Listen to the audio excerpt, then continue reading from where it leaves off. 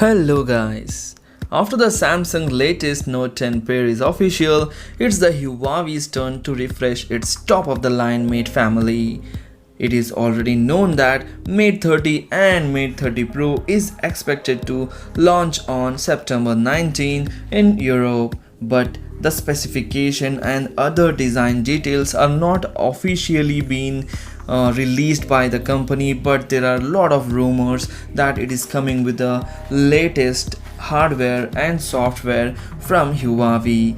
So as per the leaks and rumors, this Huawei Mate 30 and Mate 30 Pro will be powered by the Huawei's latest powerful chipset, that is Kirin 990 chipset.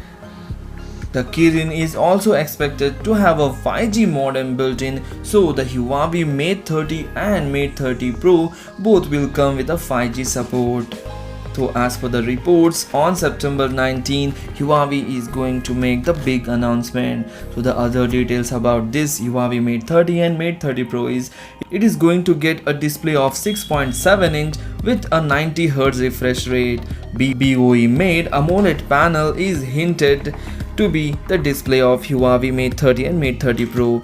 This phone will also get a 55W charging and under display fingerprint reader, yet still a fairly large display notch which could suggest advanced face scanning hardware. Rumors also say that the Mate 30 Pro will be rocking two massive 40MP sensors on the back as part of a circular camera module.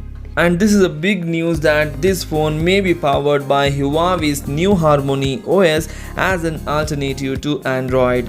This is at least somewhat related to the recent US scandal Huawei was involved in, and in fact, if the last bit of information from Dr. Wang is to be believed, the Mate 30 family won't come with the Google Play services pre-installed. That combined with Harmony OS could have pretty interesting implication for the future, but let's nothing to think so far ahead.